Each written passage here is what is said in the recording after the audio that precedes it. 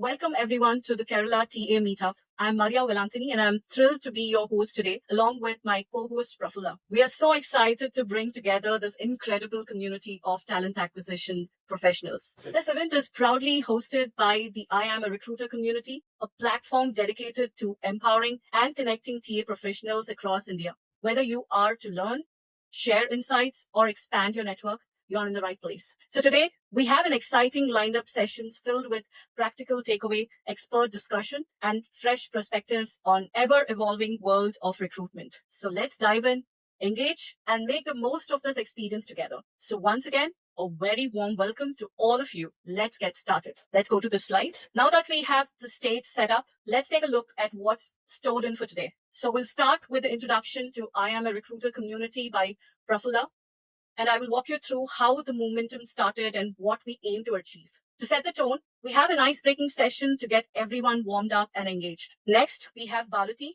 who will take over the masterclass of recruiter skills, focusing on why skills matter more than tools in hiring. Following that, we have an exciting panel discussion on AI and TA hosted by Prafulla, where our expert panelists will discuss the real impact of AI on recruitment. Then we'll move into a masterclass on unconventional sourcing techniques, where Shivkumar will introduce new strategies for finding top talent. Finally, we'll wrap up with a feedback session and vote of thanks led by Bharathi and Prafulla, celebrating our speakers, partners, and all of you for being a part of this journey. So let's start and make this engaging and enriching experience. Next slide. Prafulla, can you take us a little about I Am Recruiter, how it started? Sure. So we have started I Am Recruiter community in 2024. The main reason why we have started the community is we have seen that there has been lots of layoffs happening in 2023 and 24. And during that time, we felt that we should do something for the TA community or the TA folks. So we thought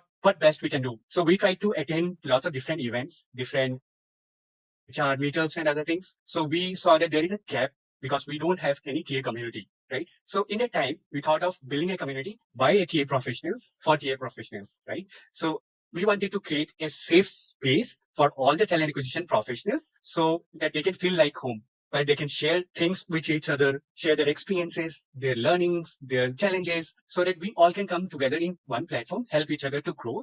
And so that's how I Am Recruiter was built. Great to hear. Yes. And I would also like you to, or maybe I can introduce our founders.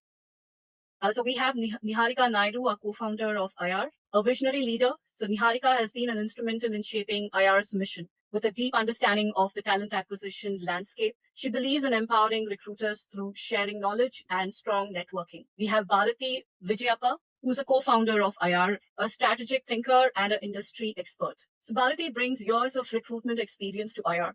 So she is passionate about upskilling recruiters and creating a space for meaningful discussions in the industry. Last but not the least, for sure, Prafulla Dorai, a podcast host and advisor of IR, a storyteller and a talent acquisition enthusiastic. So Prafulla drives IR's engaging podcast featuring top talent professionals and their unique journeys. His insights help bridge knowledge gaps and spark new ideas. The core team behind IR, you can see the pictures with the names. So behind the screen, we have the passionate team dedicated to build and growing this community. So they work tirelessly to organize events, drive engagement, and ensure IR remains a thriving hub for recruiters. Before we dive into today's sessions, so let's warm up with a quick and a fun icebreaker. So let's see the next slide, which has a scanner for a Slido. So scan the QR code on the screen using your phone. So it will take you to the Slido where you will see a few interactive questions. So these questions are designed to get you thinking about recruitment and talent acquisition in a fresh way. So we just have simple 3 questions which are insightful. Okay, so you have your first question. What's the first word that comes to your mind when you hear recruitment? So you can just write your answers there. I can see some interesting answers. Driving business, resource, talent, hiring, passion, job satisfaction. Can you see the next question? What is the biggest challenge in attracting top talent? So you can choose one of these options. Competitions with other employers, limited candidate pool, salary expectation, slow hiring processes. So what's the biggest challenge? Interesting to see the answers. And most of us have selected salary expectation. 50% of you all have answered that. If you have submitted your answers, let's go to the next. The next question is, what skill do you think is essential for a recruiter? Just with one word, you have to give your answers. What skill do you think is essential for a recruiter? interesting. Communication, networking, patience, sourcing, selling a pitch, good sourcing skills. It was a great way to see how recruiters are involved in finding the top talent. So this is this will help us understand different perspective in the room and set a stage for our discussion today. So now let's go ahead and participate, where I'm excited to see what all y'all think.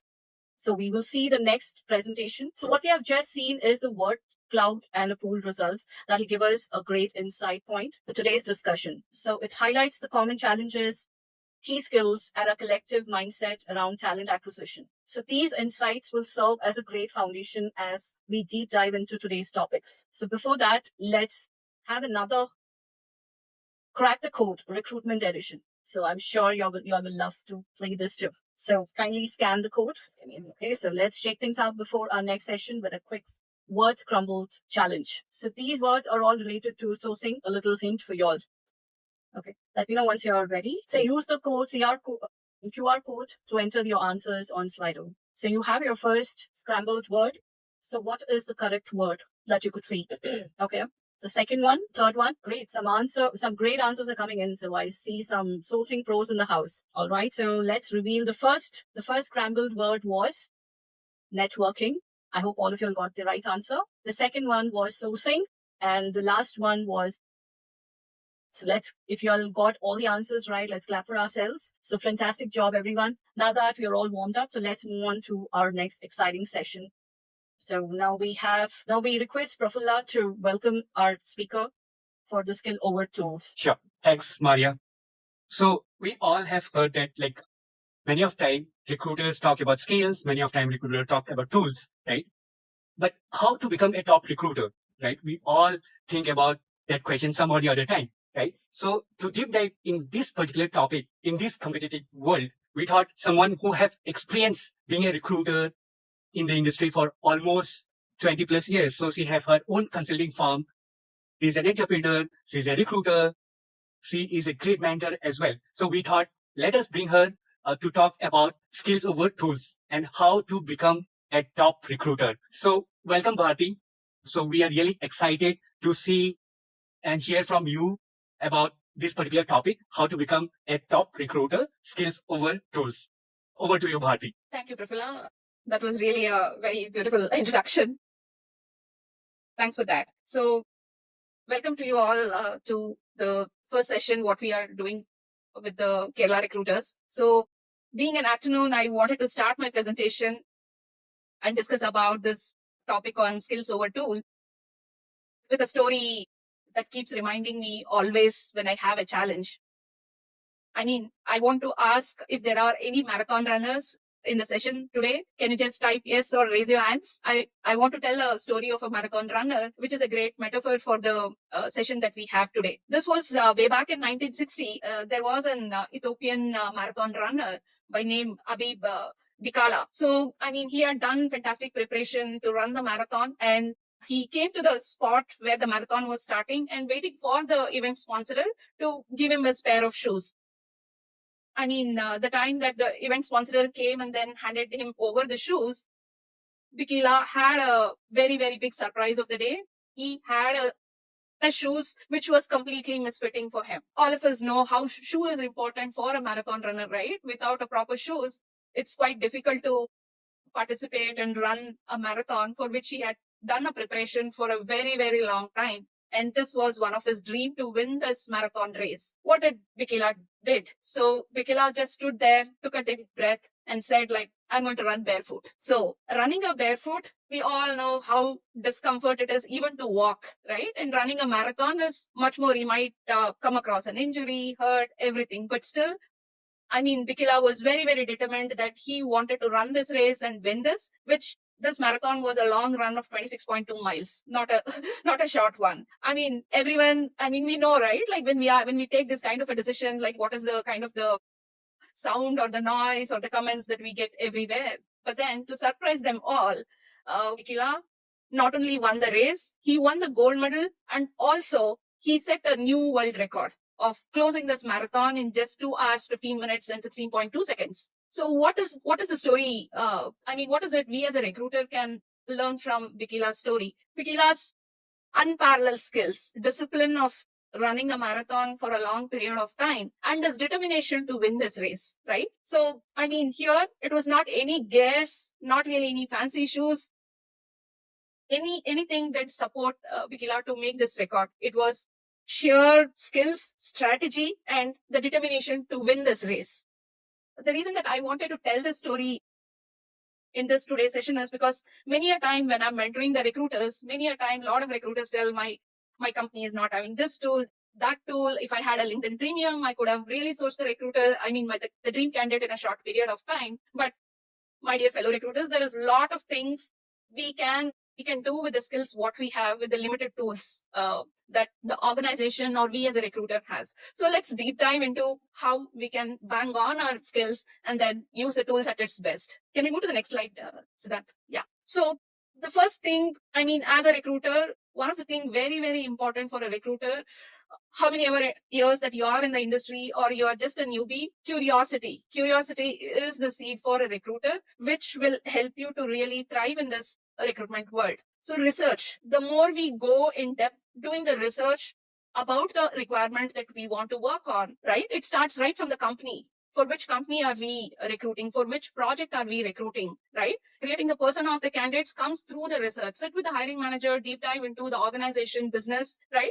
The role that the candidate that I am bringing in, how is this candidate going to influence the business? Right from there, start capturing the requirement, work along with your hiring managers, and build the persona of the candidate. For this, the curiosity within the recruiter, the research skills of the recruiter is really, really very important. Only then the tools comes in, right? Like if we really don't do the, habitual of doing a research, okay, whichever the tool is being given to us, it might not really be helpful.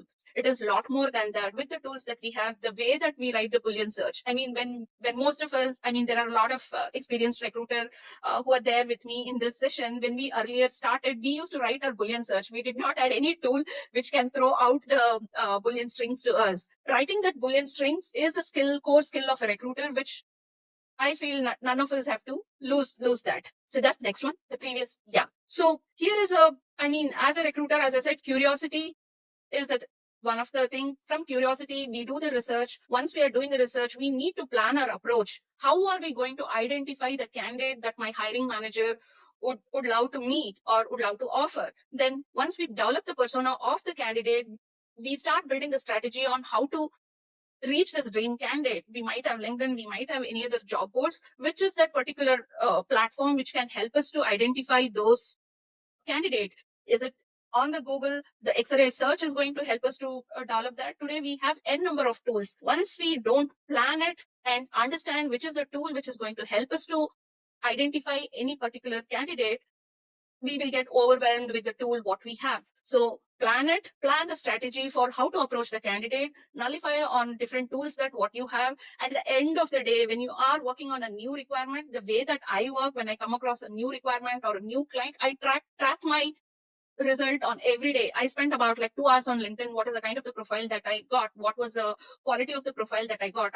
I spent some time on Naukri or any other job boards. Did the time that I spent on it has given me the justified result or not? Doing the progress on the time that we have spent on any of the tools to the result what we get is really, really important for our performance, right? It is not for someone else. It is just for us to understand, okay, which is the tool which is really working best for me. Next one. So once we reached the list of the candidates that we want to reach on, my dear fellow recruiters, it is the messages which goes to the prospect candidates is really, really important. It might not really be a great practice to just send a generic message to everyone, because if you do like that, your messages would get lost.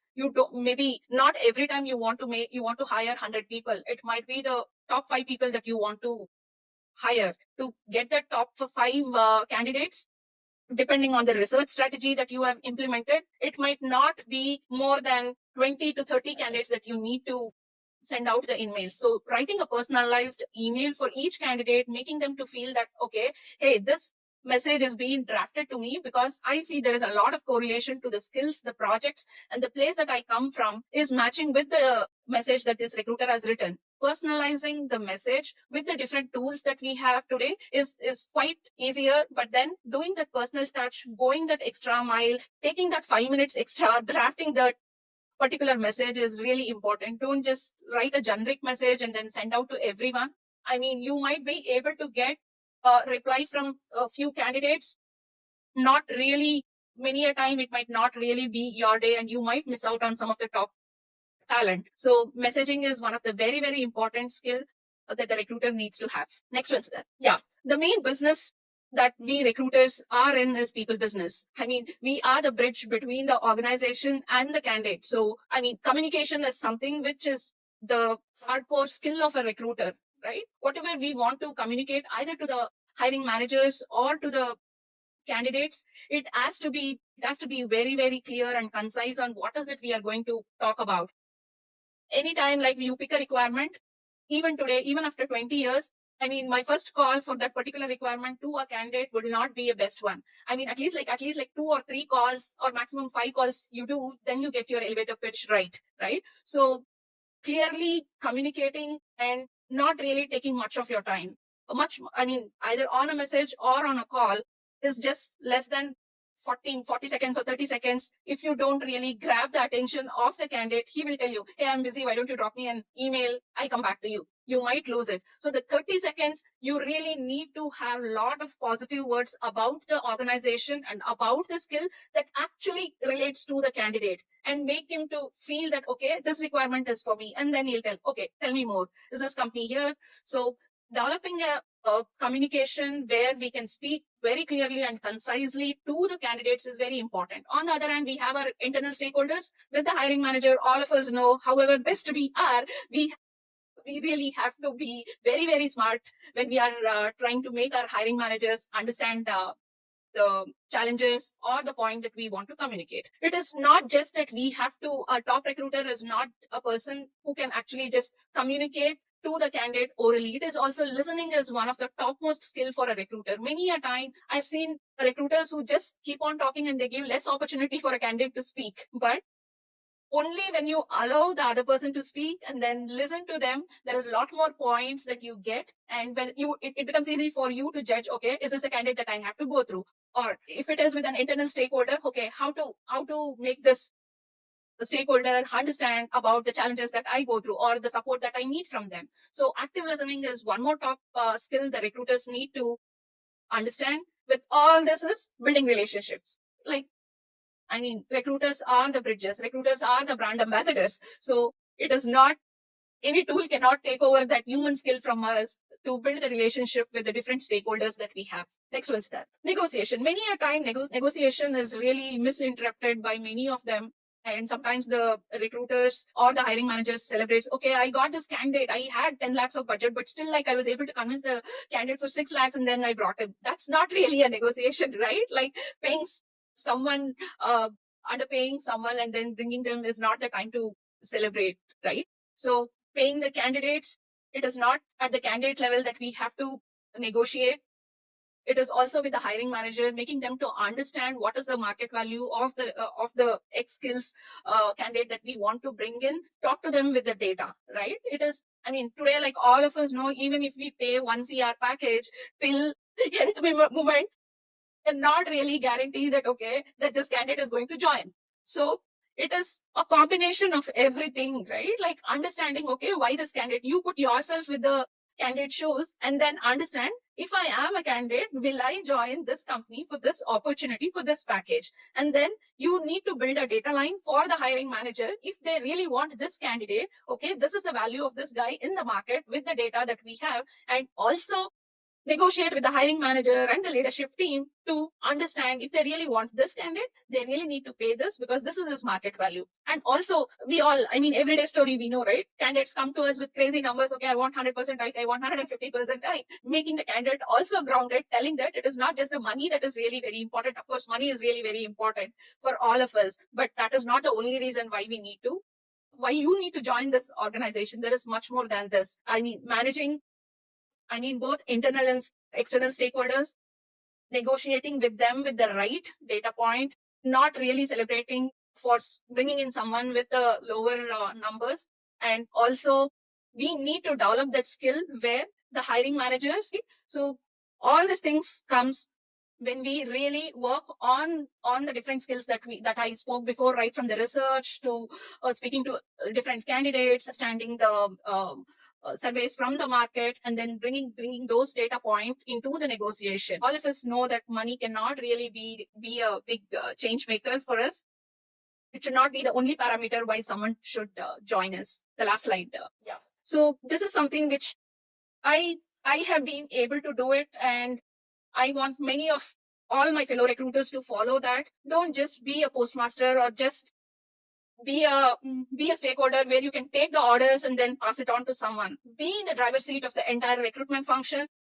Talk to everyone with your skills and experience and data. Okay, use the tools. Today we have n number of tools which can give us the data that we want in a shorter period of time. Your data should speak. Your human connection should speak. I mean, I think so. Going forward, like the sentence that I was hearing many a time in my corporate life, that, oh, hey, this recruiter does just the postman's job. We are not the postmans. We are the drivers of the recruitment function for the businesses. Over to you guys.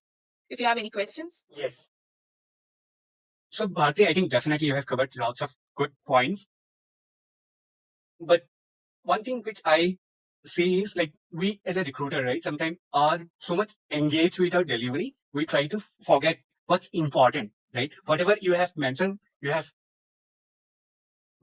right points, right pointers, right? But how to practice on a daily basis, right? Because for me, like, I want to practice, right? But sometimes it might not, because of the pressure of the work, because of whatever reason, I'm not able to do that. So how have you done in your past, and what suggestion you have for other recruiters? Yeah. So I'll try to, maybe it might be a repeat one for you, which I just discussed with you a couple of days before. I had a client of mine, one of the manufacturing setup where I'm setting up their sales team for Bangalore, right? So, I mean, research is the thing which has really helped me to, hold my communication and trust with the customers that I work with, right? Like, they are on a specific industry where they don't really have too many companies or the resources available in Bangalore. For that, what I did, I just did not depend on the job boards or on the LinkedIn. See, when you talk about different industries, not everyone are on LinkedIn, not everyone are on Naukri, right? So I made an effort to identify the different exhibitions which happens in India. Okay, it is more than 3 or 4 industry exhibitions which happens. Pulled out all the data. I mean, LinkedIn is a great tool for you to give the talent insight. I picked out the number of salespeople with X number of experience who are there in Bangalore. Okay, and the budget what these guys have, and some of the industry platforms on the salary. Naukri gave me the salary bracket. I presented this data to the hiring manager. Okay, and the first case was like I actually gave them 3-4 candidates. I'm a very hard recruiter. I don't really give more than 3 profiles for any requirement I have, right? I gave the 3 profile, but like one was there in the offer stage, but to cut the long story short, they took their own sweet time to come back, and we lost that candidate. Then I said, like, boss, like, I've already spent about a week on your requirement. This is the data it is. You tell me whether you want to hire with this budget, or I can give you 10 freshers. Okay, train them. Okay, and bring in, and then run your show along with your regional manager. If you want with this specific budget, with this specific industry, this is the data which we have already dried up, and there are no resources in your competitive companies for you to hire from. You tell me, are you ready to pay me more and then hire senior people, or you want to bring down and then hire this freshers and then build your own team in Bangalore? So, I mean, I was able to do it. I was able to speak confidently because I knew all the companies which are there who have their sales team in Bangalore. The data and the research, what I did, the company names I took, the hierarchy of the sales team with the different organization, I was able to take my seat in front of that hiring managers. And as I said to you, like, they're hiring freshers now. Yes. I have a question, Bharati.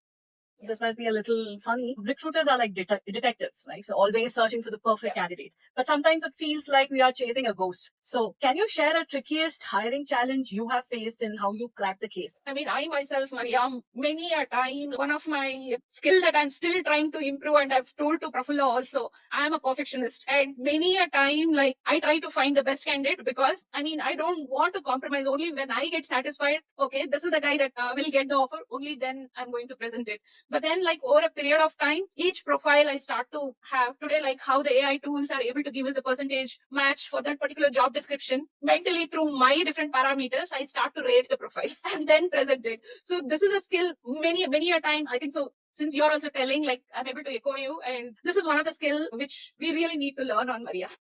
Perfectly, yes. And you were talking about salary negotiation, which is essential. And this will actually conclude whether we have the deal with the client, with the candidate or not. So we all know that salary negotiation can get very interesting. So have you ever had a candidate making hilarious or unexpected counter offer? How did you handle it? All of us have experienced, right? Like during COVID and after COVID, like it has been crazy numbers. And the project that I was handling, right? Like we really got funded during twice, like within an year's time, we were able to raise two level of series B and series C. And there was a huge requirement, right? And it was all lateral IS that we had to do. I have only 50 lakhs as a budget for a Golang developer, and the kind of the resource the hiring manager is shortlisting are the candidates like who are actually expecting more than 70 lakhs, 80 lakhs.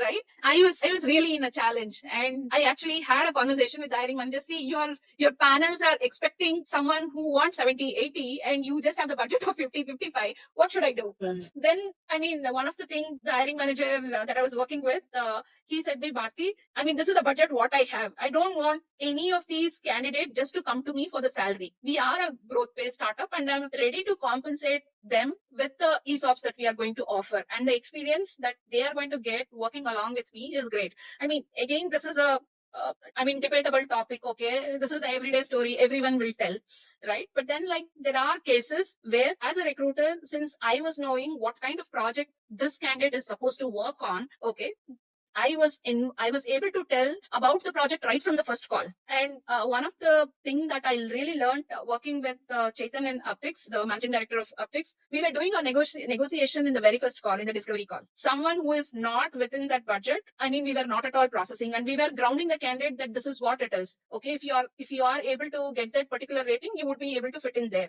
But very clear, but this is the kind of the opportunity that you would be getting in. You think over and let me know. Maybe I was not really getting many candidates, and since we were not really hiring in very big numbers, I mean, I was able to do that. And that's what most of the product companies or the startup wants, right? They really don't want like 40, 50. They want the top 5 or top 10 candidates. So, I mean, for me, it has always worked, grounding the communication and the expectation right in the discovery call. True, 100%. I just want to add one more thing, Bharti, which you have clearly told. Definitely, market research help a lot, right? Yes. So if you know about the market in and out, you can talk to your stakeholder with confidence, right? Yes. However googly ball they put on you, you can hit 6 in every ball. Like how RCB did last night. Yes.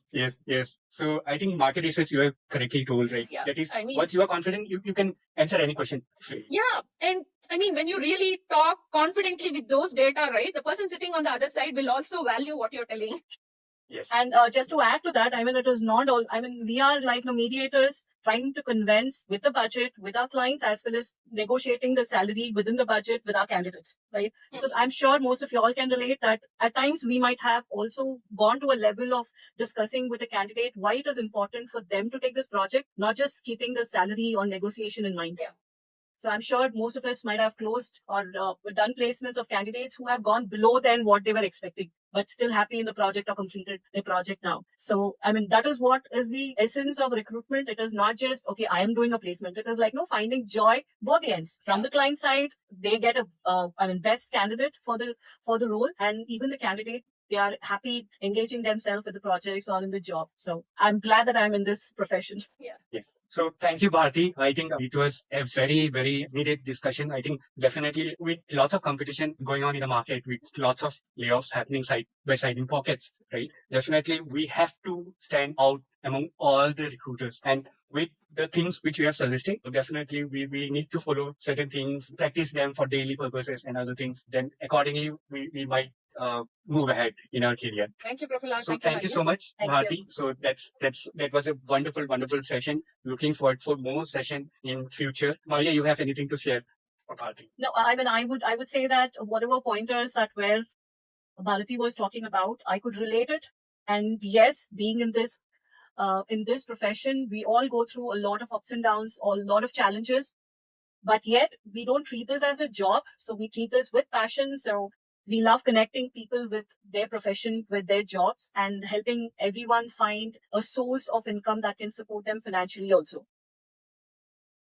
I wish and pray that all the people, I mean, we should get a lot of jobs in the market. Okay, I pray that the market flourishes with a lot of jobs, and all of the people who are looking for jobs find the right job they're looking for. So that comes from the bottom of my heart. And so Chetali is mentioning that AI is helping, but again, with AI, everyone is using AI to create their resume, to prepare for job description, to whatever way, right? For mock interviews and everything. And in that, finding the real talent is also a challenge. True. And as many of them are saying, AI cannot replace a human touch. AI can only act as a support for us. So most of the people are scared that okay, they might take away our jobs. Okay, but obviously they cannot have that kind of human touch which human can have when they are talking to one-on-one with the candidate or with the client. They can help us with tools. They can help us get our jobs done easier and maybe quicker. So once again, thank you, Bharati. It was an interesting discussion, and looking forward for more such discussion in future. Thank you, Prafulla. Thank you, Maria. Absolutely, that was insightful. So thanks for all the sharing your thoughts. It was amazing to see a diverse perspective in the room and how we all view recruitment differently. Yeah, thank you. So what we have just seen in the word. So now let's take the conversation forward. So we move on to our first panel discussion. So that's AI and TA. That's Beyond the Bus. So this session is hosted by Prafulla, who will introduce the esteemed panelists and moderate an exciting discussion on how AI is transforming talent acquisition. So without further ado, over to you, Prafulla. Thanks, Maria. Yes. So now in the previous discussion also, we had some of the topic related to AI. So we thought that definitely AI is a buzzword.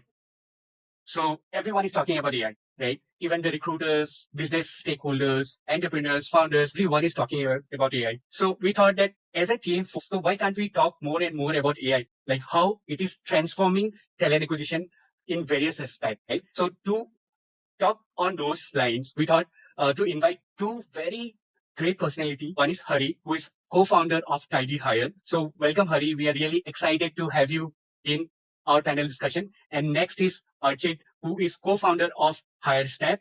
So again, like both the tool, both the products, both the companies are doing really great. So we thought that it will be great to hear what thought process you have in and around AI and how talent acquisition is being transformed using AI. So why don't you quickly introduce yourself, Hari, and then probably Archit. Yeah, thanks, Prafulla. Hey, everyone, this is Hari. I'm the co-founder of Tidy Hire. We are an AI platform for pre-screening and as well as a candidate outbound. And it's been 2 years in the market. Before that, I built Param.ai, which is an applicant tracking system. It's in a 7-year-old product. Before that, I was a TA guy. I've been TA for about 12 years. Worked with companies like Oracle, IBM, Optum, and Amazon. Amazon was my last corporate, and it's been 9 years I'm building recruiting solutions for recruiters. Thanks for inviting me, Prafulla, and good to see you, Archit. Yeah. Archit, can you introduce? Thanks, Prafulla and team for having me here. So a great for providing this opportunity. So quick introduction about me. I'm a co-founder and a CEO at Heisna. At Heisna, basically, we have a variety of products, all related to tech, talent, or recruitment. Few of our services like interview service is something which we started with, and then we now take care of end-to-end recruitment processes. Of course, with a lot of tools, a lot of AI and everything, which we would also be discussing today. So prior to that, I did electronics engineering from IIT and then went into the software, building software. At Oracle, I worked at infra level and application level engineering, then move on to building there's a company called MIQ. I was working as a full stack developer over there, then joined Solve, which was in a fintech B2B e-commerce platform. There, I gained a lot of confidence that I can start something of my own, and in fact got exposure into the recruitment side of things, because earlier I used to conduct only interviews, but in this organization, so my honest what I used to think about HRs and TAs is something I used to always consider them organizers of Fun Fridays or secret Santas, but since it was a shared responsibility, I could see beyond this particular lens. Being an engineer, I see how much efforts they put in building that funnel, nurturing that funnel, making sure the candidate joins and everything. So that was my entry into the recruitment. So with that, I mean, we of course found a lot of opportunities to build something into the HR tech. So yeah, great. So over to you, Prafulla. Thanks, Hari, and thanks, Archit, for the quick introduction. Just to start with, right? So we all know that AI in talent acquisition is revolving rapidly, right? And in your experience, right, what are some of the most significant and impactful ways you have seen AI being applied in the talent acquisition today? Any one of you can take this question. Hari, Archit. Archit, you want to go first? Sure. So I think any recruitment, right, build on two principles. So one thing would be that how much time you're taking in getting those positions closed. And second most important thing is the efficiency. Nobody wants to close a position just in 10 days, but doing a lot of hard work, reviewing a lot of CVs, interviewing a lot of candidates. So these two principles something are two pillars which I could figure it out in my experience are most critical. So any sort of automation, any sort of AI which can help solving these two metrics is something which people are more open to pay, to be honest, more open to implement in their organization. So I recently was talking to one of the leading travel tech company. They came to us saying, we have a database of millions profile. We want to mint good profiles for one of our open positions instead of just asking for referrals. I mean, we don't want to start, how we start every time, outsourcing it to agencies and maybe doing outbound to the candidate. How about minting our own database, which we have? So earlier we have seen how resume used to rank is basis of keywords. If keywords are being matched multiple times, that profile used to rank on the top. Now LLMs have been more nuanced in terms of language. They are able to understand the emotion, able to understand beyond just Java and Python, right? How much significant work this engineer actually has done using those technology, or in general, how good he is a backend engineer. So language models have evolved to an extent that they're able to understand beyond what a mid recruiter would be able to understand. And they would be able to rank all those relevant profiles so that once you come back tomorrow morning, the AI, the automation would be working behind the scene, ranking all those profiles, and hiring manager can look at those profiles and you can take those candidates forward. So it's something I would say people are more open to paying, more open to afford, and maybe let Hari add, and then I'll be also adding future. See, the way I look at Archit and Prafulla is the way AI is evolving. Now we are getting that confidence. There are some of the problems which has not been solved in TA is getting solved. The problems has not been solved for decades. For example, stack ranking, to Archit's example, right? We did that in 2017-18 and we terribly failed. Okay, and we'll continue to fail if we do that also. The reason I'll tell you, right? Stack ranking, finding a good resume is not a success metric. There could be a compensation issue, there could be a notice period issue, there could be a lot of other issues, which doesn't come out of from the resume. There are some candidates who do only one page of resume. There are some people who apply by downloading the LinkedIn profile, where you won't get the skills extraction, profile, projects, etc., etc. Right? So that is where we as a company has failed. I read the market wrong. We went and built a stack ranking solution. Market said that not required. Go and build an ATS. We built an ATS kind of a thing. But now there is an AI which actually work with a recruiter as a co-worker, assess the candidates based on the skills. The transforming of skill-based hiring, the recruiter got a very powerful companion that is an AI assistant. They can interview candidates unbiased. Okay. Can a software services guy can apply to a product engineering company and get interviewed or assessed by AI at L1 interview and still make an inroad for an L2? Practically, it is possible now.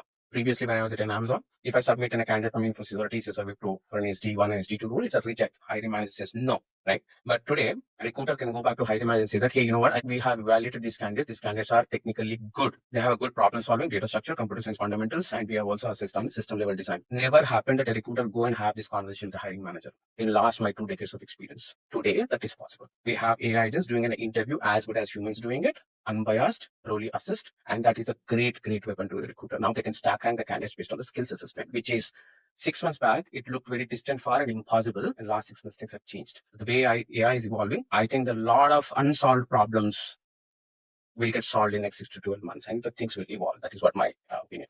Great insights, Hari. Great insight, Archit. So moving to our next question, Hari, this is for you. So Hari, with IDHire focusing on screening and assessment, what are some of the key metrics or tangible benefits that a TA team can expect to see by integrating AI-powered tools in this crucial initial stage of screening problem? See, I'm not here to talk about IDHire or promote IDHire something. That's general conversation from AI-based screening and assessment. Like I mentioned, the L1 interview where we lose the confidence from the business.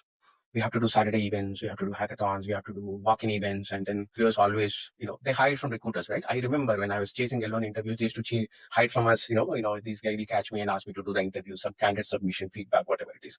In L1, typically, it is sales, GTM, or a tech interview. 60 to 70% of candidates gets eliminated. And that means if I'm doing an L1 interview as an interviewer, out of 10 candidates, 6 to 7 gets eliminated. 2 to 3 goes to the next round, right? So basically, maybe 3, 4 kind of a thing. Right? Largely, it's fair to say 50 to 60% gets eliminated in L1 interview. That's an opportunity cost. A developer was supposed to work on their developer or whoever it is on the business. They are just wasting their time in evaluating candidates and eliminating that candidates who are not interested. Resume looks good. Hiring manager shortlisted the resume. But I went and asked the basic question. The candidate didn't answer the questions. If an SD1 or an SD2 is doing 2 to 3 interviews per day, maximum of 45 minutes, let's take, right?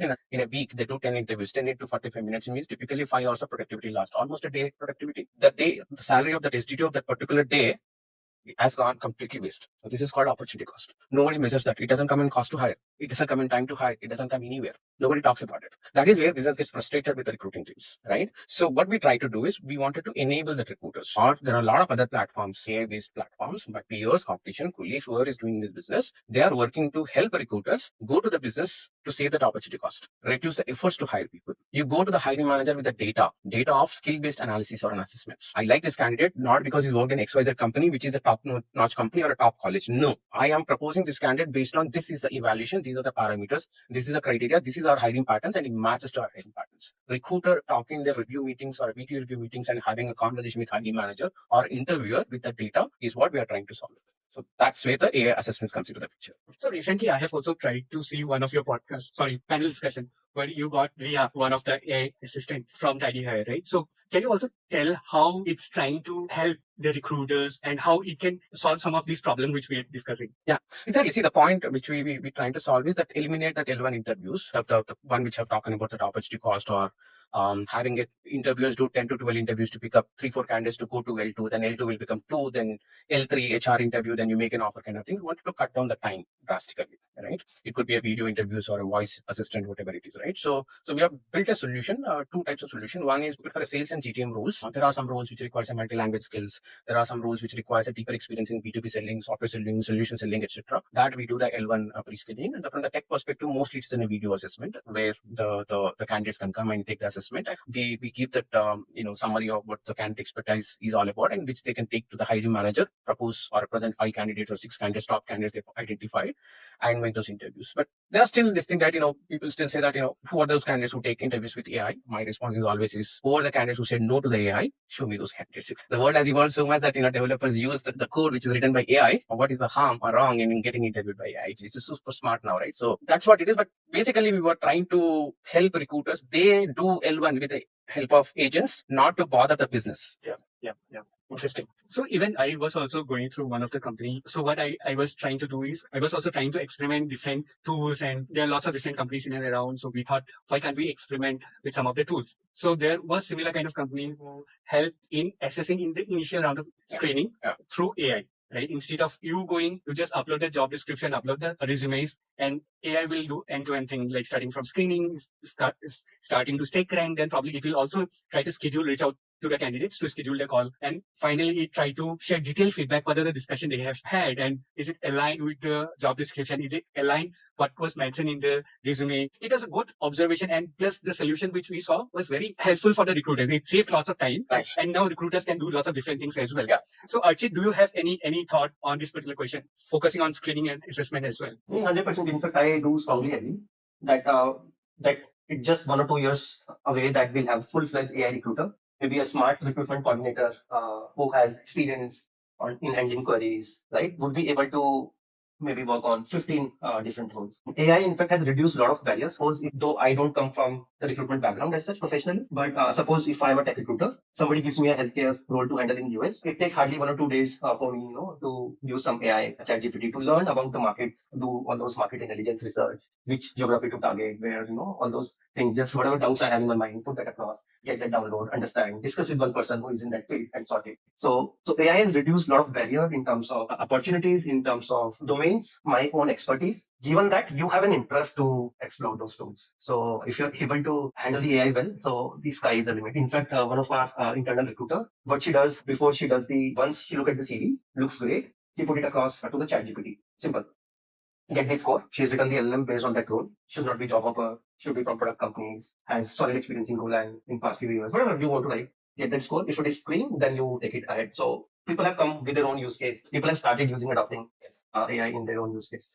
Nice. Interesting. Good to know how people are using AI in different ways. Okay, so when we are using AI so much, right, there is another question which come into my mind. Recently, we have also seen lots of layoffs happening in and around. And when there is a layoff, the layoffs happen. Firstly, the hiring budget will get locked, hiring freeze will happen. And when hiring freeze get impacted, definitely recruiters will not have much of work, and the layoff and other things happen, right? And now we are talking about AI, right? Again, like, when AI can save lots of different costs, why do business will invest in recruiter, not on AI? Any thoughts, Archit? Archit, you want to go? Sure. I mean, it's a mix of you need people, right, to handle AI. Yeah.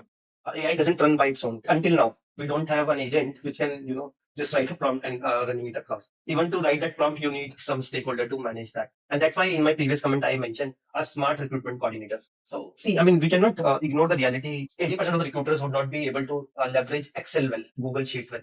They don't know how to format and everything. Like now we want to make them adopt AI because the users who hiring manager would not be using an AI, right, to hire an engineer. Probably a small startup, early stage startup, up to Series A, it's fine. After Series A, a big companies, hiring manager doesn't want to get involved in recruitment sourcing candidates. So still need resources who will manage the entire show for you. And these people have to be smart. So average recruiter would find it difficult unless they start upskilling themselves in learning different tools. People are not able to design a simple poster on Canva.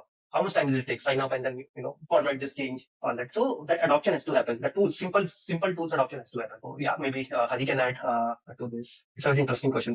It's a nice question. So you nicely summarized, but I'll not sugarcoat it. I'll tell you, right? Yeah, business will come very hard. Business will come very hard. There will be a tough time for recruiters for sure. So any C-level guy you meet for a coffee or meet them, every department, every function has adopted the technology, has enabled over the years. We are the only one function we consistently show the resistance, and we only tell one thing: recruitment needs human touch. No candidate has asked for human touch. Candidate asks for, I applied for a job, give me a job, or give me the feedback. They never ask for human touch. We created that artificially. Today also we cover that up on LinkedIn and everywhere, saying that recruitment needs people, they need human touch. Where you don't even pick up the phone and call the candidate when they apply. Where is the human touch, right? At least, yeah, if you have to, for the people who are attending this webinar, go back to your ATSs and see that how many candidates are waiting for your response. How many candidates are waiting to get disposed. Tell them you are a reject. In fact, Hari, 60% resumes don't even get reviewed. And you continuously defend yourself saying that human touch, and all. There's no touch only. The candidate is waiting to hear from you, saying that even though you say it's a reject. They want to hear that, right? Yeah. But if you put an AI agent, it will fill your ATS in 1 hour, right? So you don't create a value, you don't show a value to the business, and you still say that human touch will come and save you. I'm betting you that AI can give better touch. That whatever human or AI touch, I don't know, better touch point, better experience to the candidate, right? Recruiter needs to worry. Yes, absolutely they need to worry because that's the way they have been operating. Recruiting doesn't end when you learn few billion searches or extra searches. Scouting is not a problem. Discovery was a problem a decade back. Today you post a job, you get so many applications. Yes. Right? So not only TA, right? Everywhere. So now if the AI is going to write a code which is a quality code, which has a code comments and everything, but the tech is also, right? If you talk to any GCC or an MCC, the SDE roles are getting disappeared. They are getting replaced by AML roles. Recruiter roles also will disappear. What will evolve? Yeah. Recruiter business partner role will evolve. Yeah.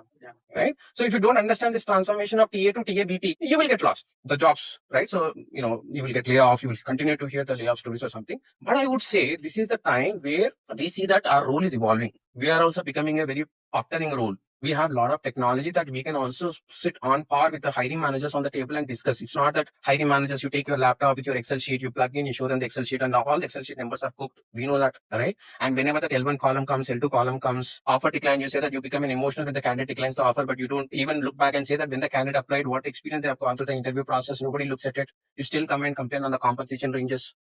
You still complain on the candidate. You become very emotional about everything. Yes, definitely it is a phase where it requires a lot of cleaning and it is happening. And thanks to AI, and it is getting evolved. There's no way I can say that take AI, you will get better and all this stuff, right? We are done with those talks, right? So these talks were good about a couple of years back and a year back or something like that. But like Archit said, right? Reality is reality. You need to accept. This is this thing. You want to sit, go to the whiteboard and say that how you're operating. Look at your systems, tools which you have been using, the way you've been using. Look at the way your candidates are waiting for your responses. Look at your the time to process an application from an applied date to the interview date and then the dispositioning of the candidates. If you don't look at this data, you know whether you are getting redundant or not. If your data is good, you are transforming it to BP role. If you look at this data, you know that what is happening. If not today, tomorrow it will happen.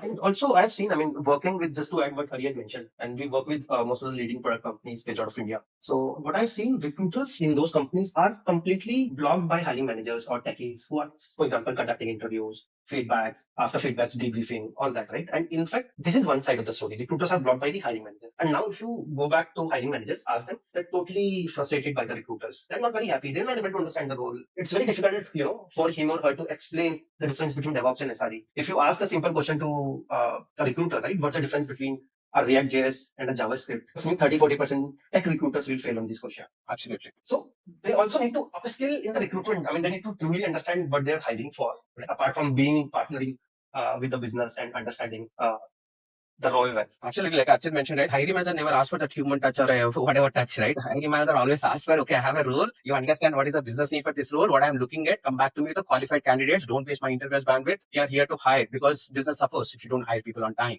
right? So there's no touches required here. It's all about what you understand, how you deliver. I'll give you today's example. Today morning, what happened? One of our recruiter actually reached out to one of the hiring manager. So the candidate who applied for that role, he cleared L3. It was a final round. So candidate has a query that there is a lot of layoff has happened in this organization. So I have this query. So our recruiter did mention it to the hiring manager. This is the query. The simple response was, tell me one company where the layoff has not happened. So they're very straightforward. I mean, either you want to join, we have this work, amazing opportunity, amazing work to do in this organization. You want to join, it's okay. So, I mean, the engineering manager look at everything as a problem statement and try to solve it in that particular fashion. And hence, of course, we need better people who can partner with them, who can understand in their language and can act accordingly and fulfill those Absolutely. Yes. Great, interesting discussion overall. Archit, your example of Canva was also very good. People don't know to use Canva itself, and now how they will know AI. So there is lots of also, effort. right? Excel one also, I agree with Archit. Not many people can just use the Excel, right?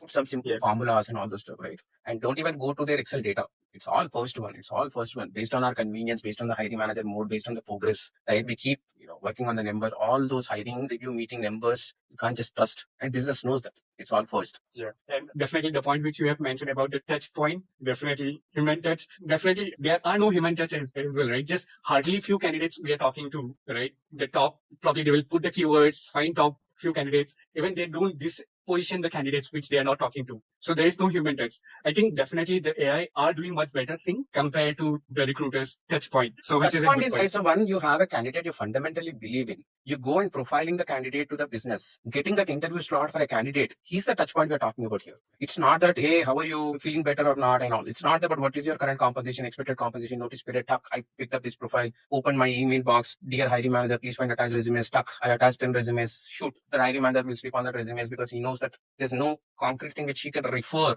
and say that I could go with these 3 people. Again, the hiring manager has to open the profiles. Again, they have to reply back and then they do. So these are not that human touch points we are talking about. I think this is something which conveniently we created and it worked. It worked for a decade almost. People said, right, recruitment needs human touch point. Recruiter needs. So today also, if you open LinkedIn profile, LinkedIn, everybody will say like that only. Hey, where is the AI? Recruitment is a people function. It requires a lot of human touch points. Blah, blah, blah. You can keep defending it, right? But then you can defend when you go back and look at your ATS data, your CRM data. Like Archit mentioned, the way you're sending your presentations to the hiring managers. Was there any storytelling to the hiring manager, educating the hiring manager, or we just running the numbers and getting through the most of the Wednesday and Fridays before the hiring review meeting happens? We know what happens on those 2 days, right? So that is where we need to really deep dive and ask we need to be very self-critical about what we are doing before we get in and be very defensive about recruitment needs humans. Every function needs humans, not only recruitment. Engineering, sales, GTM, procurement, every function needs humans. There's no question about it. But what kind of a humans? Here's the question. In fact, Hari, just to add to this, what you have mentioned, you rightly said human touchpoint is not high. Hello, writing emails, creating those analytics, which is first and all. So there are cases where the hiring manager is not sure about, after in the final round, this candidate has made 15 switches or rejected the candidate basis something. Now it is a part of that consultant / recruiter. It's his or her job to actually understand where the gap this AI cannot do. Talk to candidate. We cannot be so direct with the candidate, otherwise the candidate will drop off. So that's where the real empathy comes. Exactly. And these are very small, very edge cases where you need such touch points and all. In fact, one of my friends, it's an American company. They have a setup, GCC in Bangalore itself. So there, one of the candidates who had a joining in another coming 3 weeks. So this recruiter was aware that this candidate has 2-year-old daughter. So what this recruiter does, she basically created a small video of past photographs, the events which they have organized in the organization with parents and kids, and send it to the candidate. So that's the real touch point. Now you need, again, you need to be very open in taking that additional step of collecting some photos because that role is very critical. And this position was very competitive, which they are fulfilling. So she wanted to make sure that this candidate actually joins in because there was nobody in the backup pipeline. This AI will not do. AI will assist you, but you need to be creative enough to take that step, use AI, put in those images. It will create a nice simple video. And 90% recruiters would have asked for resignation acceptance email and they go to Naukri and check whether the candidate is still or not, right? These are the human touch points we keep talking about. Yes, interesting. Great. So moving to the next question. So Archit, this is for you. So HireSnap works across different recruitment life cycle. So what are some of the pain points in TA that AI-driven automation can effectively address? What does the future of automation look in this particular space in TA? So how HireSnap is solving in general, the foundational of the organization or HireSnap is basically we believe what Hari has mentioned, the opportunity cost of a developer conducting these interviews. This is the baseline of our organization fundamentally. So we have one offering which we have mentioned about interview as a service, or we call it interview marketplace. The companies partner with us to get their L1, L2 interviews done on Highsnap. We have freelancers onboarded. These freelancers get incentivized for every interview they conduct on Highsnap. So they make some time. They also upskill, whatever different technologies are being in the market, what are different interview process any organizations follow. So they engage with us in conducting interviews. Organizations save critical engineering bandwidth and the opportunity cost, right? Not conducting, Hari had mentioned, 60-70% people get rejected for in any tech company who is hiring engineers. So we are primarily focused on engineering side. So there's a lot of gap between the engineering team and the recruitment team who's fulfilling those roles. So AI should be able to fulfill in future this particular gap, where the hiring manager should be able to do something without even involving the recruiter. They should be able to write a prompt or something on a tool which will source profile according to what they have written. So now this engineering function is also more involved in the hiring. They have more control over it, but there is an AI which is functioning, which is basically running it, executing it, and there is a recruitment coordinator who is basically overseeing it, that there is no oversight happening by the AI. So I think this would be something which we are very keen at Highsnap to build and also to observe this particular space, where a full-fledged AI recruiter, right from sourcing, not just public but private databases, from internal databases, different job boards, everywhere, source the candidate, screen them, conduct AI interview, rank them, basis the interview. After that is done, get it review from the hiring manager. Once that is done, now the recruiter coordinator works come in setting up those further L1, L2, L3s. Of course, it can be done in an automated fashion. There have been a lot of companies who are doing that, but a little bit of touch points, according to me, is required, at least in India. They're telling them more about the opportunity, understand, are they really keen for at least a startup or not? Right? Are they really open for 5 days work from office, or just saying just to get an interview opportunity? All that just to understand. One person has to be the touch point, hold and hold. So I think also, right, one recruiter doing a job of 5 recruiters. Okay. Right. I think definitely in that case, like we don't need 5 people, right? Because you are just, in the end, you are just trying to connect some of the small things in the process, right? You are not, because AI is doing sourcing, AI is doing screening, AI is trying to do scheduling as well, right? So just few basic things which you might, then again, like even AI can also do when it is well trained, right? Probably like the offer sale call, because now anyway, screening call, if AI is doing in future, definitely you can also do the offer sale call as well. My basic question is, you as an organization, suppose you have 50 team members, 100 team members, you have an office subscription, there is one recruiter, you have non-tech roles, GTM, product, a sales role, and you have engineering roles as well, right? One recruiter, of course, can handle in a conventional way only 3 or 4 or 5 different roles at a given point of time. Now what you do, you basically outsource these roles to agencies, these search firms. Why to invest heavily in those search firms? Why not implement or invest in some AI which will again do the entire life cycle for you? The recruiters, the agencies who are presenting you 5 resumes every day, the AI can easily do that, and in a better fashion, trust me. So yeah, AI will do a better job than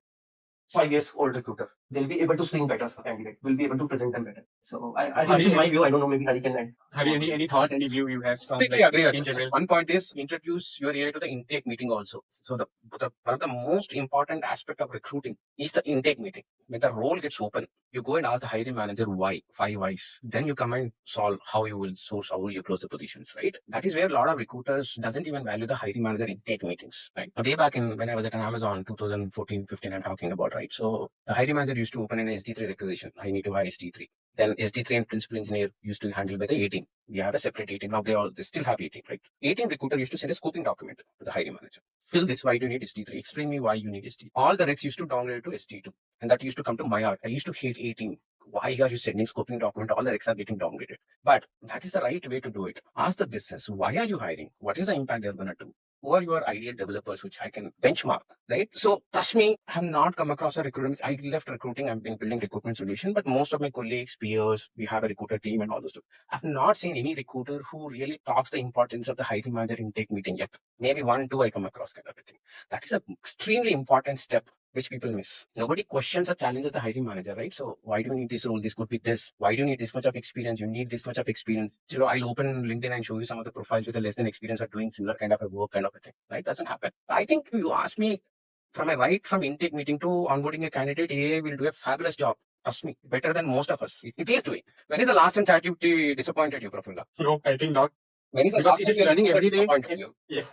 So, you know what? Every step, every stage, every process, the AI will come and seamlessly fit and do a better job. And it is happening. It will happen at a scale. In another 6-7 months, you will see more and more adoption. Till date, there was no adoption because I am also be very self-critical. It's not that I'm blaming recruiters or anything, right? We have also makers have built a solutions which did not solve the user's problem. We kept marketing ourselves saying that recruitment is broken because it's a $600 billion industry, right? We built our big solution. We went to recruiters and we forced them to use also. As a makers, we did a terrible thing also. It's not just recruiters. Everybody in the ecosystem, right? The ATS is a workflow software. Any innovation you do on ATS is a compliance issue, right? So then there's a lot of things, right? We built CRMs, experience platform, that platform, media code chatbots deployed. The chatbots are clueless when the candidate asks for the complex questions and everything. Then recruiters also did not build the trust on the technology, right? So, but in last 1 year, once the OpenAI come, the AI has evolved. It has become very, very smart. One of the example, we were one of the gaming tech used our product, and the candidate asked our agent saying that, what is the last game you developed? It answered the question. Was it successful?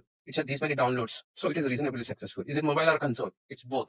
Okay, this is the agent response. What was your previous game version and what was the download? What was the previous game and what was the downloads? Answer the question. Then the candidate asks, okay, compared to this version, the last version has more downloads. Means that was successful. This is not successful. Then it explained why you can't compare them with this. Recruiter can't answer this question. Okay, but this is where you win the candidate. They're not talking to a recruiter. They don't care who's HR, who's TA, who's talent attraction specialist or acquisition specialist or enablement specialist or a business partner. They don't care about it. They heard from XYZ company. They're talking to the XYZ company as a first call. That is where they will make a decision whether to continue with your company or not. First of all, getting the candidate call from a recruiter itself is a big thing. That's a different story. But when they got it, they get into the details. When you get into the details, they get an object information. Not useful to company, not useful to the candidate also. Right? So I think, so we can, like this, there are many use cases we keep going on, but this is the time where if a recruiter is working with an assistant or an agent, right from intake meeting to the candidate onboarding, there will be a consistent level of communication between the hiring manager, candidate, and recruiter. Okay. The experience is same for a recruiter. There are three stakeholders actually. Hiring manager is a stakeholder, interviews is a stakeholder, candidate is a stakeholder. Candidate is an external stakeholder. These two are internal stakeholders. Now you need to win 3 of them. But how? By giving the same kind of experience to all 3. That is where the technology comes and plays a vital role, which we agree that till then the makers also disappointed them. When they say makers, people like us who are building the solutions, we failed them. But now the things have changed. You don't need makers like us also. You can also use ChatGPT. You can also use the free versions of AI for multiple things. Use wherever you want to use, however you want to use, but use. If you don't use, then there is no relevancy to your profile. Yes. Right. Okay. So it was kind of a very intense discussion happening. So I'm definitely loving it how honestly you were sharing the feedback as well, which is definitely important to share the mirror or showcase the mirror to the recruiters, right? Because otherwise recruiters believe they are someone who no one can replace, right? But that's not the fact, right? So these kind of conversations are really, really important and required in today's world. Great. Moving to our next question. Looking ahead, what are some of the emerging AI technology or trend that you believe will have most profound impact on talent acquisition in next, like you have already told about 6 months, but let's say in next 3 or 5 years, what are some of the changes impact? So basically, the way things are moving, it is very tough to predict 3 to 5 years. I am no expert in that I can predict 3 to 5 years, but very soon, the attraction and the acquisition part of the talent acquisition will not be much of a relevant. That technology will do it.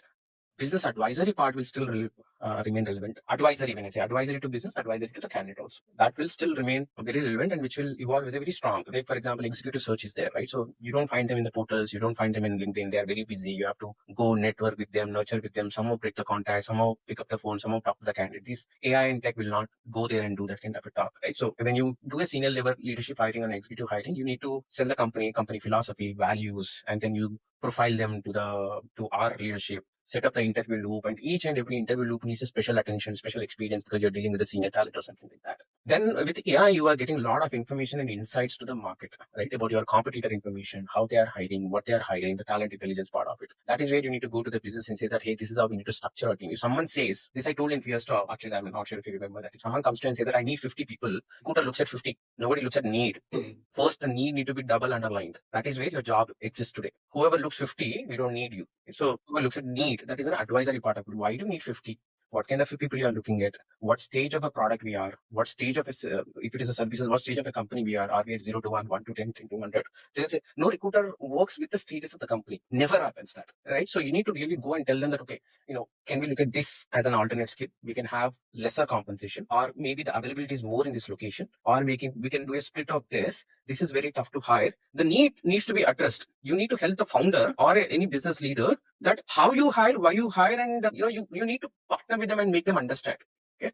Now the business also looks at you is, I need 50 people. Okay. Now there's a hiring manager which gets shooted to the business manager. This weekend we will do Bangalore event. This weekend we'll do Pune event. This weekend we'll do Chennai event. This is what people gets right now, right? And you rally candidates. You call agencies, right? You put your sources on the job, right? And then you line up 50 people, 25 doesn't show up. 25 people show up, right? So this is what today is happening, right? Which is actually a problem statement which we need to address, right? You go back to the business and say that, hey, you know what? These are the 50 people. I bifurcated this 15 to different groups. Priority 1, priority 2, priority 3. Why these are in priority 2, priority 3? So and so reasons. One, maybe you have a need, but there's no market for it. The market you're hiring is the wrong location, etc., right? Or the compensation ranges or whatever it is. So if you don't use intelligence and use that intelligence not to make sure that your job easy, use that intelligence to help the business. You are not going to get the highest in 30 days. That is the reality. Sit. Tell the business. They'll find alternative. No, we will do it because we will say yes for everything, right? So no, we will do it, right? So then that's a problem, right? So then there's a large amount of data, right? A lot of candidates gets rejected not because they are not qualified, because they were not set up the right expectations. They expect something in interview, they come with the different expectations, and the interview they see the different expectations. Okay, there are a lot of silver medalists are available in your applicant tracking systems. Means candidates who came very close but got rejected for some reasons. Right now, you have to be advisor to those candidates. Hey, this is the reason you came very close but did not crack our interview. Give that honest feedback. You want to work with me for next 3 months? I'll set you up, or 6 months class. Assume there's a lock-in period of 1 year, 6 months, whatever it is. Right? I will work with you if you're interested. I'll rerun the loop. I'll make you successful. Is what a recruiter job. Now tell me how many people do that job. Right? This is an advisory part I'm talking about. From a candidate perspective, from a business perspective. From a business, you need to see the need of it. Double click on the need. From a candidate perspective, you be an advisory and partner. Set up the candidate for every candidate who's going to the interview loop. The recruiter role will evolve as an advisory part of it. Now, in another few years or a few months, I can't project what it is, how it is exactly, but in a few years, you will not deal with the volumes which you're dealing with, for sure.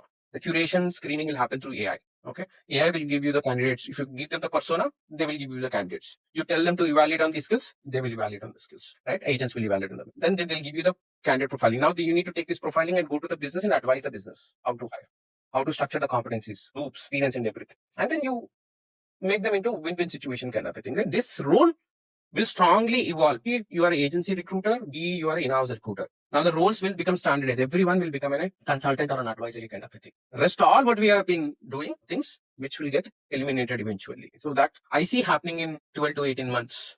Archit, what's your thought? Yeah, I think similar thoughts what Hari has mentioned. I'll just make one more statement adding to this. So I see agencies business would be out in the market. I mean, people would stop outsourcing the positions at least for premium roles, say 15 lakhs plus or 20 lakhs plus. They'll stop rolling out to agencies because agencies' job is not advising as such. Their primary job, I mean, I'm not talking about all the agencies, but generally speaking, at many agencies, what they do, they just do outbound to the candidate. If they're interested, they share it across on the email and waiting to hit a jackpot. That I'll get, one selection out of that, out of 5 or 10 or 15 for the submissions I have done. So that would not be required anymore after a year. I mean, we are in the AI is being rapidly getting developed. In last February and March itself, you won't believe there are 13 models which have been launched. Grok 3, Gemma 3. GPT 4.0, 4.0. I mean, so many models have been launched in just 1 or 2 months. So it has been evolving at a very rapid pace, right? So if we, as a business, right, as a startup, if we start building on this, we also have to be very agile in adopting this. We need to see which model will fit where. And it will take some few, I think a year at least, according to me. I don't know, it might be a month also. We can never comment on that. But it will take some time to stabilize to a certain extent. And I was checking the adoption also of ChatGPT. There have been 400 million users of ChatGPT. And 2.5% of them are actually paid users. So heavy adoption. I mean, almost 10 million users are paying to ChatGPT. So people have started adopting, be it any function, engineering, writing code, or whatever, right? So there have been a solid adoption. There have been consequences, good and bad, in every function of the organization. Coming back to the recruitment, one trend which I definitely foresee bye-bye to agencies, at least 95% agencies would not survive anymore. And organizations who are adopting AI to source, screen, interviews would save a lot of cost in not by outsourcing those recruiters. And recruiters again have to, what Ari has mentioned, has to play a heavy role of advisory, and their communication skills, convincing skill has to be very solid in terms when the edge scenario emerges there. So. Great answer. So I have one follow-up question here. So India being one of the largest country where we have lots of companies, even in a tier 2, tier 3 kind of cities, plus different towns as well. Do you think the adoption of AI or the adoption of the recruitment AI agent will be so fast enough in those areas or market as well? Because in bigger cities, definitely, I believe that like in all the major cities, the adoption will be quite high because people are aware of, right? But what about like other tier 2, tier 3 cities? Like, will those be same kind of adoption will be there? You're talking about from the recruitment perspective, Prafulla, or in general? From the recruitment as well as like in general, the people are using. So in general, I know that people are using from different corner of India in and around AI, right? So from recruitment perspective, what I'm telling, asking. I don't think it has any barrier in terms of location or geography, in terms of adoption of. People have the mindset, right? Like again, like what kind of cost and lots of different factors also fall into picture, right? See, most of the tech companies or any business, like they are primarily located in maybe 10 to 12 cities, few metro cities and few tier 1, tier 2 cities. And their people are smart enough. I mean, these people have been running business. They're smart enough to take a call where to invest. If you talk about tier 2 entrepreneurs, they are in fact more smarter in terms of saving costs. Talk about Indore, Ahmedabad, I don't know, Nagpur, few more cities, so many cities have come up, right? Where people have started opening their offices instead of coming to Bangalore and Gurgaon and Pune. So I don't think, I don't know. This is my view. Maybe Yeah. might be wrong. What view you have? And in fact, Brazil is it ranked at 3 in terms of adoption. I don't think Brazil economy is that strong. So Good example. Great. So with the interest of time, last question. It was a very insightful discussion so far. I hope our recruiters are not scared enough. Okay. So what is one piece of advice that you would like to give the talent acquisition professionals who are just starting to explore or implement AI tools in their workforce planning or workflows? I'll give two advice, Praful. One is, I mean, in terms of how we look at engineers, like me being an engineer, we always plan product-based company startup experience first over any other company working for a big MNC or an enterprise company or service company. So for recruiters, I would suggest, see if you get an opportunity where you get exposure working directly with the hiring manager. It can be agency, it can be, I don't know, organization, it can be service organization, it can be product organization, but working directly with the hiring manager will give you a lot of exposure. You get to participate in intake/calibration meeting and ask those important questions. Why? Of everything. Understand. Many recruiters are not able to tell the difference in terms of roles and responsibility of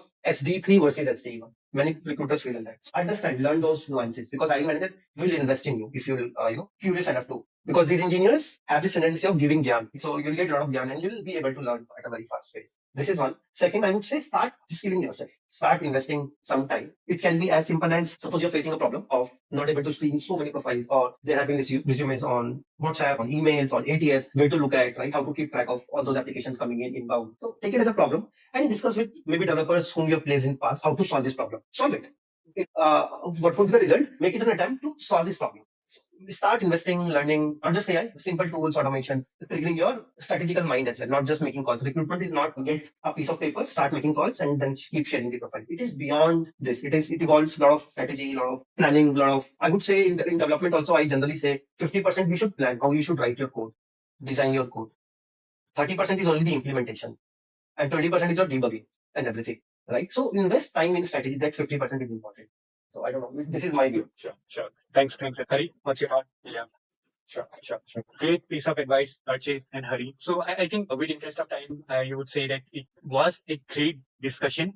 I'm not sure how the recruiters will take this discussion, but again, like it's a eye-opener session for them. So definitely, I believe that it was needed, not only for recruiters, like which Hari have told, right? It's everywhere it's happening, right? There is lots of transformation happening. So how we can create a value that matters, right? So again, like this panel discussion was also trying to create some kind of value for them so that they understand why and how they can evolve along with the changes happening. So that was the purpose of this panel discussion. So overall, it was an interesting discussion. So thank you, Hari, for your time. Thank you, Archit. I personally learned a lot. I hope the person, whoever was watching, have also learned and try to implement whatever pointers you have given. And probably we'll also try to share more and more content in and out our discussion. And let's see how it goes. But once again, thank you and looking forward for more insightful discussion so that the TA can evolve as a person as well, right? Whoever is working in and around. But thank you, Hari. Thank you. Thanks, Prafulla. Thanks, Hari. Thanks. Great. Maria, over to you. Thanks. Thank you for the panelists for the insightful discussion on AI in talent acquisition. So while AI is transforming recruitment, the human touch remains essential. I'm sure all of you all will agree with me on that. So now let's move on to a fun activity. I'm sure all of us need that little break. So please take out your phones, scan the QR code on the screen, or you could go to Slido and enter the event code to participate. So we are going to play guess the recruitment term. All right. So we are going to play the guess the recruitment term. So I will read a sentence and you have to select the correct option or your correct answer. So let's start. I am a message sent to a candidate to schedule an interview. Is it an offer letter, email invite, follow-up call, or a calendar reminder? Okay, that's interesting to see. Let's go to next question. Guys, you have to be a little quick in responding because the answer here is email invite.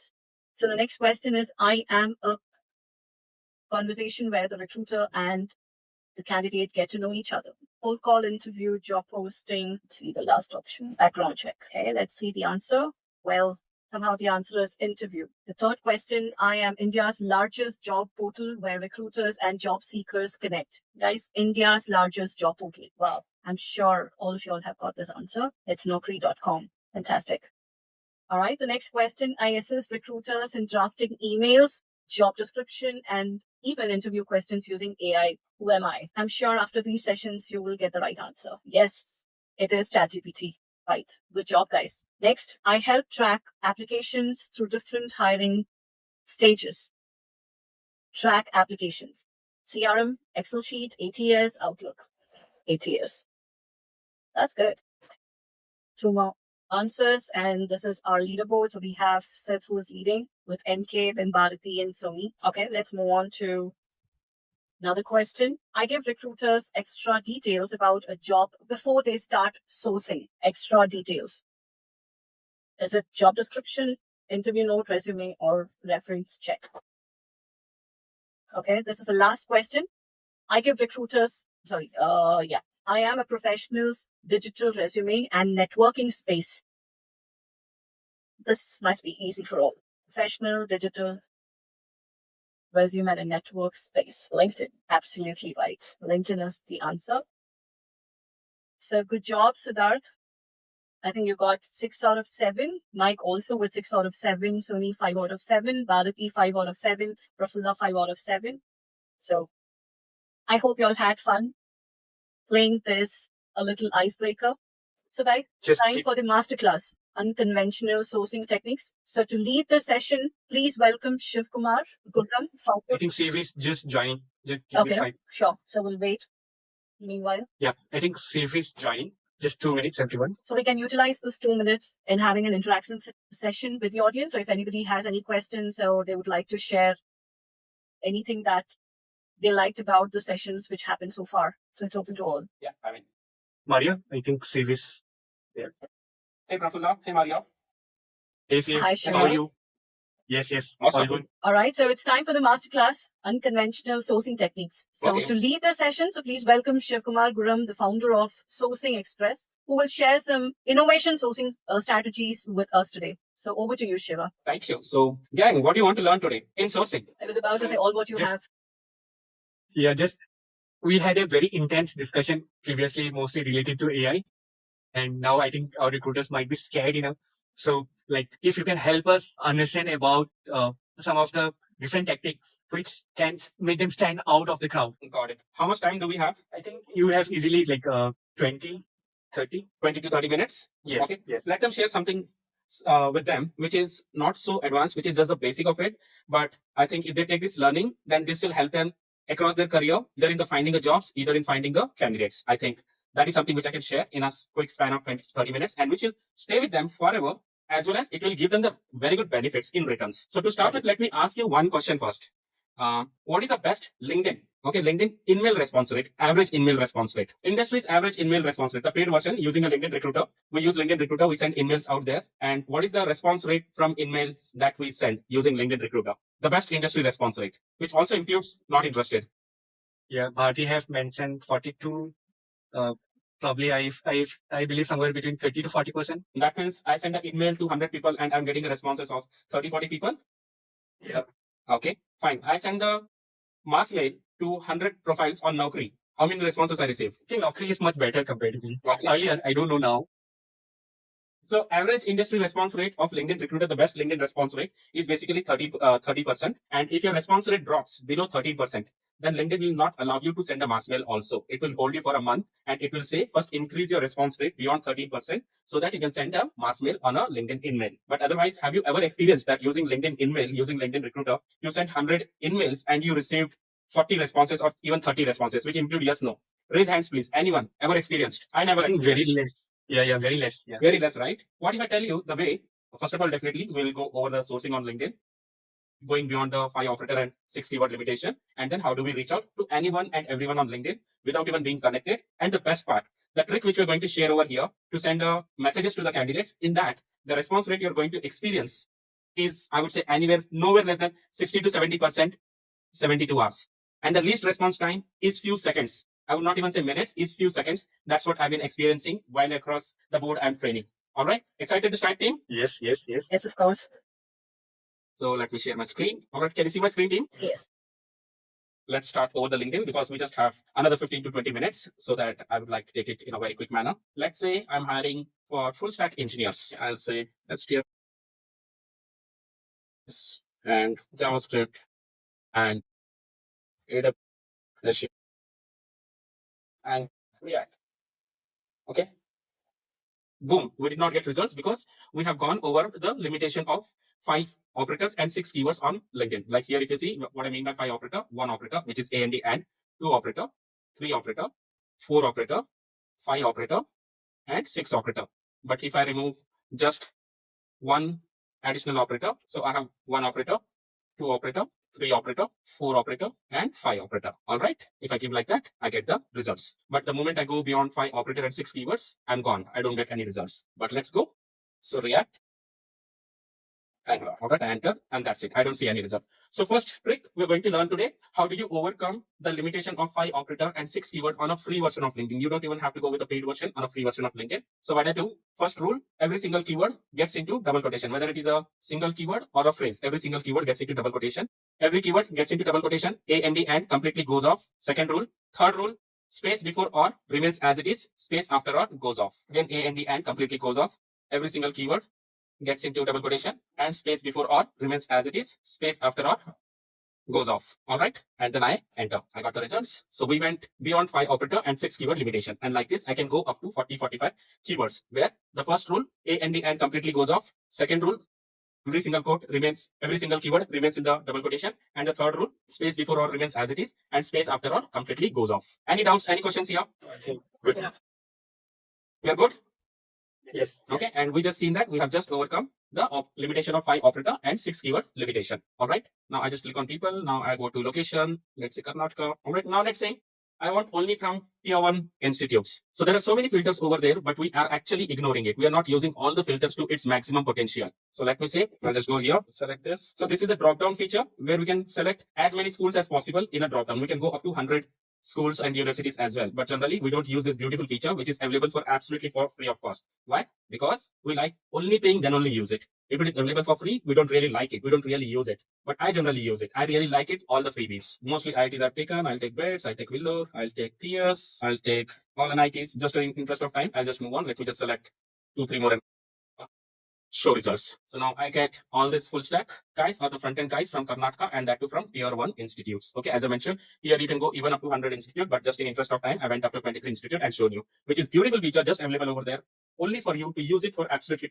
for free of cost. But are we using it? We know the answer. Yeah. Then again, I just go here. I say I want only diversity candidates. So diversity I can target by the first name. I can target by the last name. The beautiful way of targeting the diversity is basically by school. Under the school, candidates who would have written that they have done a schooling from girls' high school, women's high school, or women's engineering college, or such kind of a stuff. So I just use, say, Mahila. So I'll say show results. So I get 8 results, which are purely diversity ones. So I get some of them 1% of non-diversity. Basically, they would have done some initiative in such kind of universities. All right. So this is how I just go for a diversity one way. And this beautiful way of identifying the diversity is not even available in LinkedIn Recruiter. Now I just go here. Let's say I just give first name Ayushi or Kirtana or Ramya or Swati or famous names, famous women diversity names. Anusha, Priya, Priya. Yes, Priya is also one of the famous names. Pooja. Pooja, Puja. All right. So we went beyond 5 operator and 6 keyword. So every single keyword gets into double quotation. space after or remains as it is, space before or goes off. So let me just do it from the beginning, not triple A, it's double A. So this is the easiest one, which you can remember instead of giving you some difficult task or anything, and you can take away with you. Enter and then show results. All right, now I get 9 results in this way. So from tier 1 institutes from Karnataka with all these keywords as well as a proper diversity. Does that make some sense for me? Yes, no? Yes. Okay, so I just open the profile. I open 3 to 4 profiles, and it could be across the level. I'm just showing the front end roles, but it could be across the level, up to director, senior director, founder, co-founder, CTO, whatever the role that you're hiring for. The same logic applies for all. Logic doesn't change based on the titles. Logic remains the same. All right. So now I opened all these 9 profiles. So first, identifying the profile, overcoming the 5 operator and 6 keyword limitation on a free version of LinkedIn. Second, utilizing all the advanced filters which are available for absolutely free. Please do use it. They are sitting there for you to use it, but you are not using it. I don't know why. All right. All this, every single feature you use it, then you know what's the use case of every single feature. And then the third remains the most critical. Shiv, you know what? We have identified the profile, but how do I reach out? I don't have a LinkedIn recruiter. I can't send them the emails because I don't have a recruiter. Hang on. Okay. So here, Ramya Rao. So Pooja V, I share one common group with Pooja. This is the reason you should join more groups. Okay. Let's say Ramya Rao. Today I don't have any group in common. I'll just scroll down. I'll click on groups. What group she's following? I'll say join. So there are 2 types of groups. One is which will auto accept the joining. See here, it auto accepted the joining. And the other is which will make you wait in a wait list. The moment it makes you wait in a wait list, withdraw. Something like I just withdrawn. Double click on it, you will be withdrawn. Now again, I'll join. Now I join this group. Once I complete 48 hours to 72 hours in this group.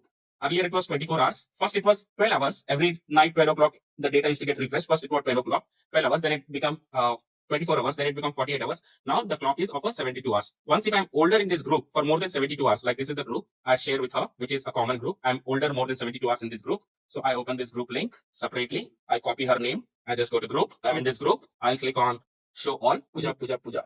Okay, Pooja V. So many Pooja V. So this is the Pooja V. Pooja.v. I'll say message. She is in my 3rd degree connection, but yes, I'm able to send her. It just went. All right, it went. Regards Shiv. I'll just say. All right, I'm not connected to her, but I was able to send a message to her. And the beauty of this message, it will land up in the focused inbox, in the primary inbox. Even if the Pooja sees, it will land up in the primary inbox, not in the other inbox where generally emails are land up, or I don't know from where these messages are coming. What are the emails? So we as a recruiter, what we do, we create a rules in our inbox where all the messages coming in from the linkedin.com are going to one particular folder. If we are so much brainy, if we are applying all those rules, being a recruiter, think about candidate. Will they not do? This is where most of the email responses, most of the emails goes unnoticed because it's not sitting under the focused. It is going under the other, or it is going directly through the filtered version of their inbox and getting in that particular folder. And that's where we are missing it. Let me just give another example. So Pooja, I am able to reach out. Devi Priya, one mutual group. I just open this one mutual group and I take her number. Sorry, email. I go for Geek for Gigs. I'll say show all. I'll search her name and I will message. And yes, I'm able to message her directly without even being connected. She's in my 2nd degree connection. Without even being connected, I'll be able to message, and that will land up in the primary inbox. And every candidate, at least from weekdays, at least if they're searching for a job, they are active on a LinkedIn and they are able to see my message right here. And that is where my response rate when I'm directly reaching out in this way is much higher than 60-70%. I would say in some of the cases, I even got 100% responses, and that too in the least possible time within some seconds. So apply this. And if you don't find this happening with you, tag me on LinkedIn and tell Shiv this is not happening for me. All right. Sure. So yeah, reach out. One is identifying a candidate, overcoming the limitation of 5 operator and 6 keywords on limitation on a free version of LinkedIn, going through all the filters of LinkedIn, second, and then the third, how to identify diversity, and then the fourth, reach out. And if you do this simple formula, your response rate is going to increase, worst case, more than 50% in less than 24 hours. So is that enough for you? Let's say as a recruiter, as a sourcer, you're identifying a candidate, 10 good candidates in a day, and reaching out in this way, the way I taught you, reaching out in this way only to 10 people, and you're getting 5 to 6 responses, of which you're doing 2 to 3 submissions. Is that enough for you? I think 100% it's a good way, Shiv. The most simplest way to use LinkedIn. Yes. The free Without version. paying anything. Yes. So yeah, that's it. Great. Maria, Yes, said, actually, any Shiva, question? the points that you have pointed out, it's actually insightful and very useful for recruiters. Excuse me. So is there a way that we can also nullify our search in finding people who are open to work that Absolutely. Let me the share my same screen. thing would apply? Absolutely. Let me share my screen. All right. So I just gave this search. I got 9 people. Okay. So if I see, I have from 9, okay, one person open to work, two people open Yeah. to work, three people open to work. One way of looking at open to work profile, but let me remove this diversity. All right. So one way I'm seeing these batches of open to work. Second, I'm seeing these premium batches. Let me just take this profile. So recruiter having premium batch, understandable. Salesperson having premium batch, understandable. Engineering heads having premium batch, still kind of understandable, but not completely. But why would an engineer have a premium batch? Answer Obviously, he might be looking out for a job or Yeah. absolutely. This is a job seeker license. Yeah. This is a job seeker license. That means this guy is looking out for the job. And the best part, someone who has this premium batch, most of them, we can actually message directly. It's taking me to the LinkedIn recruiter. But just in case, any of you who is attending here, if you can go to my profile, even if I'm not connected with you, and if you click on more and say message shift, you'll be able to message. The reason because this is a feature which comes with the premium batch profiles, open profile. This premium feature allows anyone on LinkedIn to contact you directly for free, even if they are not connected with you. This is a feature of LinkedIn. I'm not saying act. This is a feature of LinkedIn. LinkedIn promotes it. LinkedIn encourages it to keep it enabled. And if people has enabled it, by default, it comes with the enableness. But people who has blocked it, mindfully, they have blocked it. Let me just show you one more example. Let's take this. Or maybe this could be a recent change because we are spreading a word about it. Message Omkar. All right. So subject and here. Why? This is a free message. Though it's a second person, a second degree connect, but I can still message. And that still message will end up in the focused. Like this morning, this person reached out to me because I'm a premium. Though this person was not connected with me, later I accepted the invite. The person was able to reach out to me because I had that premium badge on my profile. And even if you're not connected with me, go to my profile and click on more. Then send message to Shiv. I'll be able to see your message here, irrespective of whether you're connected or not connected with me. If you're connected, no doubt. But if you're not connected, especially from the group of people whoever is attending, can you please try to take that attempt and see that if you're able to send me the message here or not? So does this free messages have a limit? Yes, it has a limit. Okay. And then this is two ways of identifying open to work, which is with a blue, this green badge and that premium badge one. Otherwise, you can pretty much write as a string here itself. Space before or remains as it is, space after or goes off. Okay. Okay. Open to software engineering roles. Okay. Looking for opportunities. I'm not even opening profile, but I'm just seeing on the headline. Open to new opportunities available immediately. Okay. So we have around 300 plus results. Let's go to the last result of the last pages and see. Okay, first page profile, any which will be good, but always to validate, I just go to the last pages. Always looking for better opportunity. So yeah, if I remove the institutes, I get more, 1800 people. So yeah, in that way, you can search with the keywords as well. All right. Okay.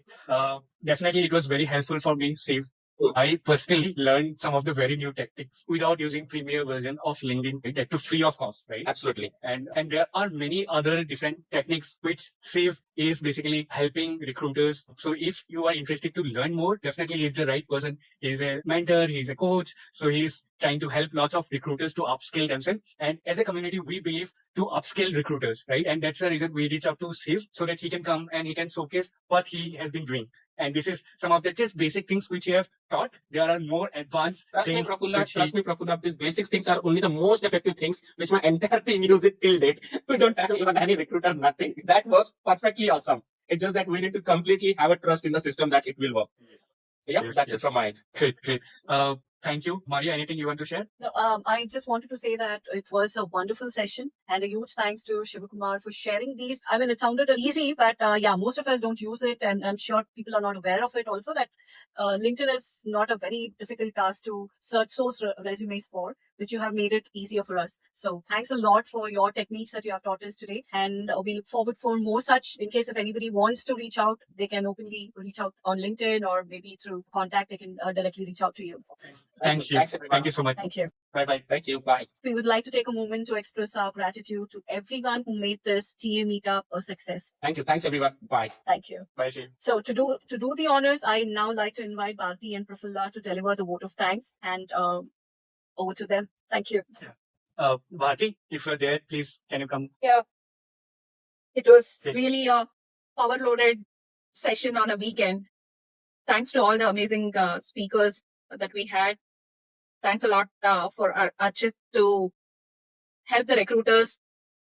I mean, understand that a combination of the skills that we have plus the AI tools, if we are able to use, only then we would be able to continue. Thanks to both Archit and Hari for helping us to understand where to upskill. I think so. Shiv's session was really, really amazing. A lot of recruiters have got a lot of insights on how to use LinkedIn free version. And that's what like our platform is for, right, Prafulla, helping all the recruiters to upskill. And It has been really a very energetic session, I can tell you.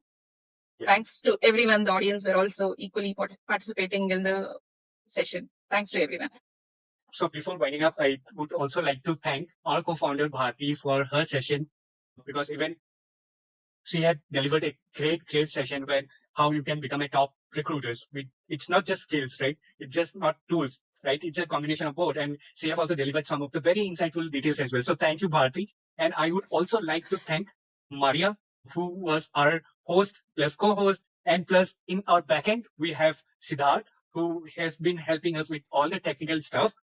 So thank you everyone for joining this session. And we would also love to know about the feedback. How was this session? Because this is our first virtual session as a TA meetup.